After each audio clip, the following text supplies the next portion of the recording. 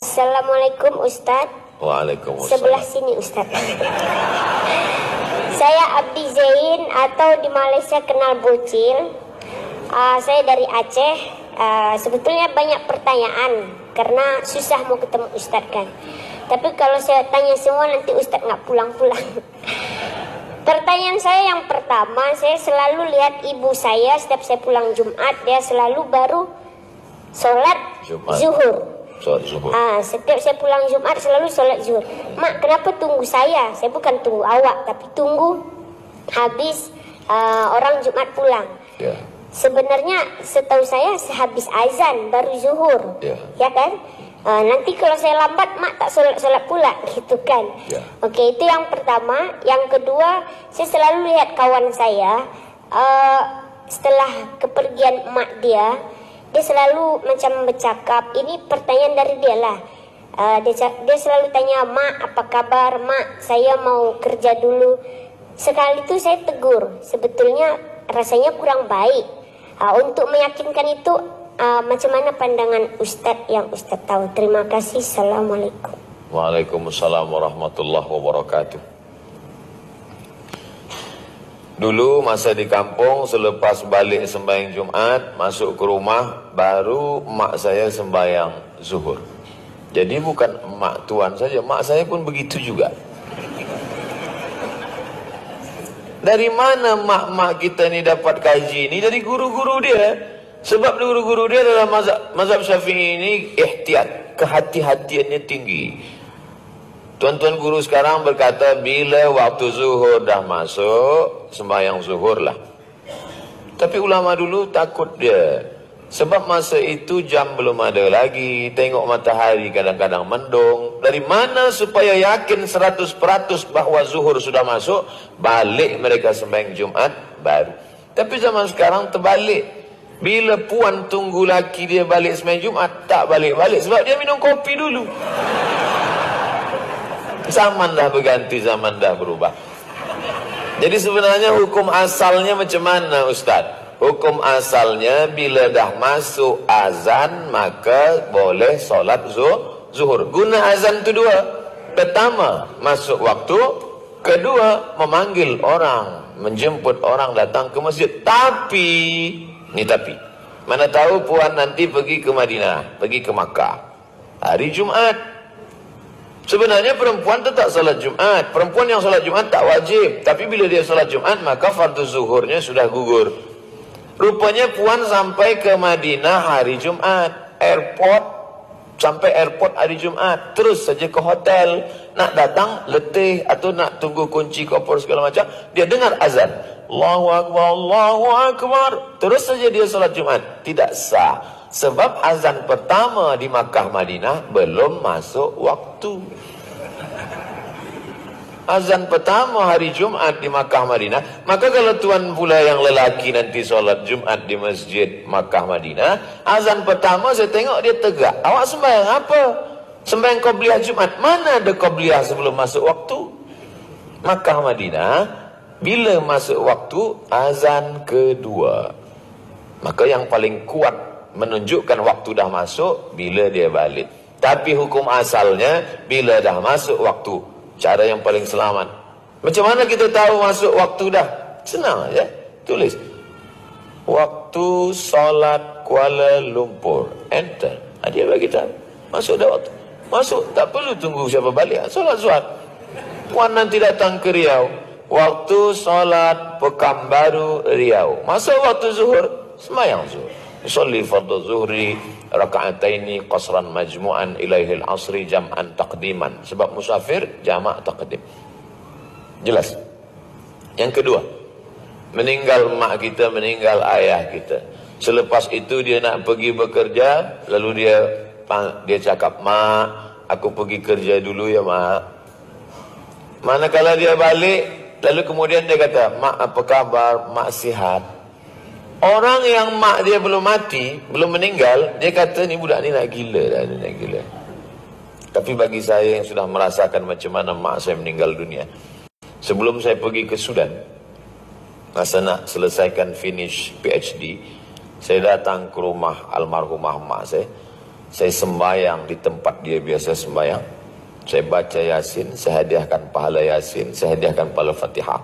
Saya ambil air di muka rumah, saya siramkan di pokok bunga yang selalu dia siram. Dengan membuat perbuatan itu, rasa hati saya lapang, rasa rindu saya hilang. Pertanyaan ni kalau orang yang mak dia masih hidup, dia susah jawab. Jadi sebenarnya mereka yang berbicara kepada maknya itu, dia amat sangat rindu, sehingga dia terbayang-bayang. Cuma rindu dia lebih berat daripada rindu saya. Saya hanya setakat solat di tempat solat dia, saya tidur di tempat dia tidur, pakaian-pakaiannya saya simpan kerana dengan menengok itu hati rindu saya hilang. Saya ziarah ke makamnya, hanya sebatas itu.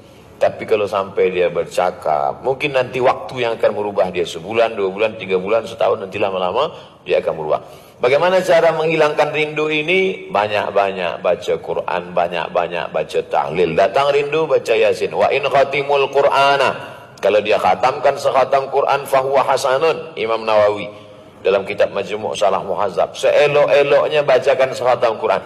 Datang rindu, kawan tu jangan suruh lagi dia bercakap-cakap gitu, takut nanti dia disesatkan syaitan terus ikut. Datang rindu, buka Quran, baca Quran. Saya tak boleh baca Quran, baca Yasin. Tak boleh baca Yasin, baca Fatihah. Tak boleh baca Fatihah, matilah. Sudah. Untuk almarhumah ma'al Fatihah.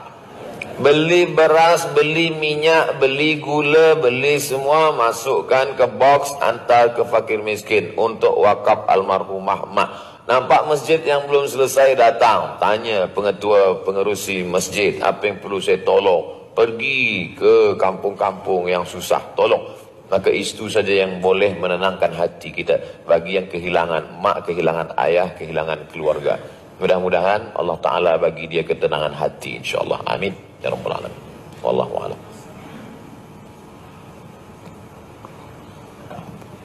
Assalamualaikum Ustaz.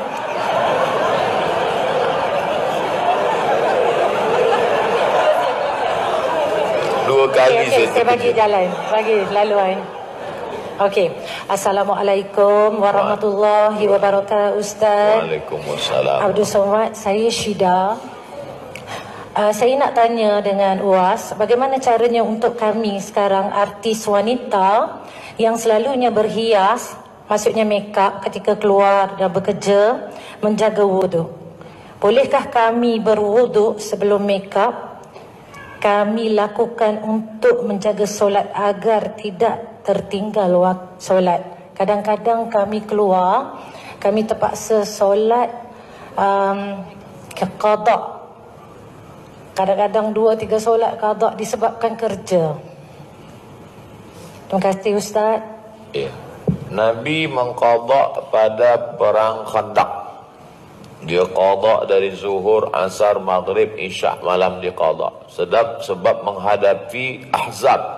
Ahzab itu yang dihadapinya Yahudi, munafik, kafir, musyrik. Itu yang dihadapinya. Yahudi, munafik, kafir, musyrik. 4 golongan yang dihadapi baru dia qada. Rupa-rupanya sekarang ada pula yang qada sebab menghadapi kamera. Maka tak sampai kepada tingkat ini daruratnya. Jangan qada. Solat ni jangan selampau dimudah-mudahkan. Basyiru, beri kabar gembira. Wala tunaffiru, jangan buat orang lari dari Islam. Yassiru, beri kemudahan. Wala tu'assiru, jangan persulit, jangan persusah Islam.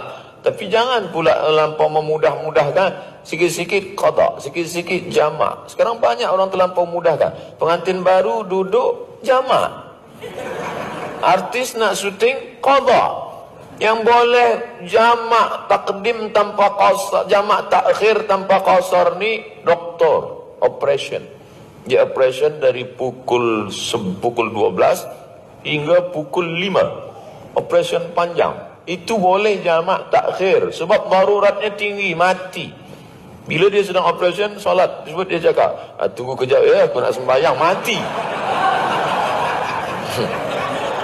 Maka dia jamak, tapi tetap tak ada qasar sebab tak ada safar. Safar baru boleh qasar 2 rakaat. Tak ada safar, tetap jamak takhir. Darurat tingkat tinggi. Atau orang yang cuci darah, ini 5 jam 5 jam darah ni keluar, lalu masuk balik. Itu 5 jam, tak boleh bergerak. Atau kemo, darurat tinggi. Adapun syuting tak masuk dalam darurat tinggi. Maka mesti sembahyang bersama-sama. Artis lelaki sembahyang, artis perempuan sembahyang, kameramen sembahyang. Sembahyang bersama supaya datang barakah. Saya dah sampaikan. Nak ikut, ikut. Tak nak ikut, neraka jahanam dah siap. Wallahu a'lam bissawab. Ustaz ni cakap dia keras betul tak? Saya cakap saya je, hati lembut. Mudah-mudahan rezeki berkah. Yang kita cari ni apa? Rezeki dicari pagi, petang, siang, malam. Kalau tak ada berkah, berkah datang dengan solat. Tapi tanya juga pada Tok Mufti, tanya juga pada profesor-profesor. Jangan cakap Abdul Somad sahaja, mungkin mereka lebih alim, lebih banyak kitab mereka. Itulah yang saya tahu. Wallahu a'lam bissawab.